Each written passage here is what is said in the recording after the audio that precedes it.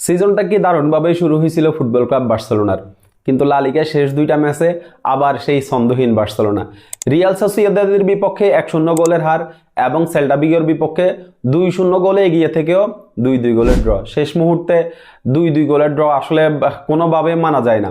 আর Celta ভিগোর বিপক্ষে Barcelona যা তা একটা পারফরমেন্স করছে, খুবই বাজে একটা পারফরমেন্স ছিল। পুরো সিজনে বার্সার যেই ক্রেডিটটা ছিল, হ্যান্সি ফ্লিকের যেই ক্রেডিটটা সবাই দিতেছিল, হাইল্যান্ড ডিফেন্স।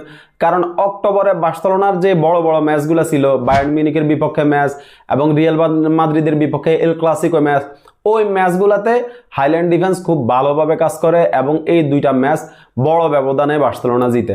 কিন্তু নভেম্বরে এসে বার্সার ওইরকম হাইপওয়ালা কোনো ম্যাচ ছিল না।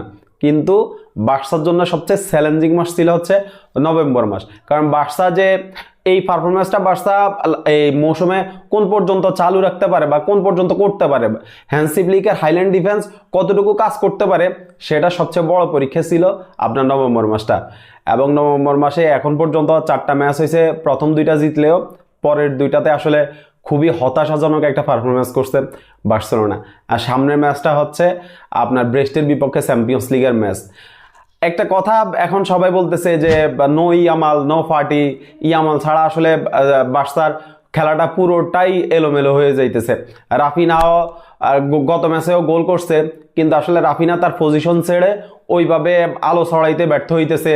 ইভেন ইয়ামাল না থাকাতে পুরো বার্সার আপনার ফরমেশন বলেন বা হ্যান্সি ফ্লিকের যে ট্যাকটিক্স বলেন, সব কিছুই পুরোটা একটু এলোমেলো হয়ে গেছিল।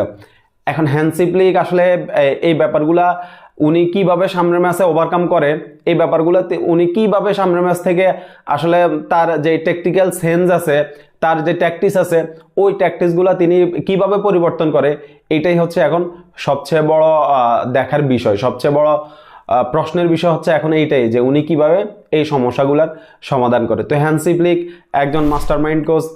আপনার হ্যান্সি ফ্লিকের কথা আসলে যতই বলবো, এই সিজনে হ্যান্সি ফ্লিক এই দলটাকে যেভাবে পরিচালনা করতেছিলেন ততই কম হবে, কারণ হ্যান্সি ফ্লিক দুর্দান্তভাবে সিজনটা শুরু করছিলেন। লাস্ট 2টা ম্যাচ আসলে বার্সা ভালো খেলতে পারে নাই। আশা করি হ্যান্সি ফ্লিক সামনে আপনার এই সমস্যাগুলো সমাধান করবেন। আর আমরা সামনের ম্যাচ থেকেই আবার সেই আপনার গত কয়েক ম্যাচে আমরা যে বার্সেলোনাকে দেখছি, আমরা আবার সেই ওই বার্সেলোনাকেই দেখতে পাবো। আর ইয়ামাল ব্রেস্টের বিপক্ষে ইয়ামাল থাকবে না, এটা বার্সার জন্য অনেক বিশাল একটা লস।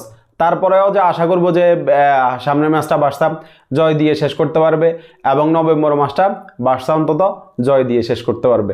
তো শুভকামনা থাকলো বার্সেলোনার জন্য।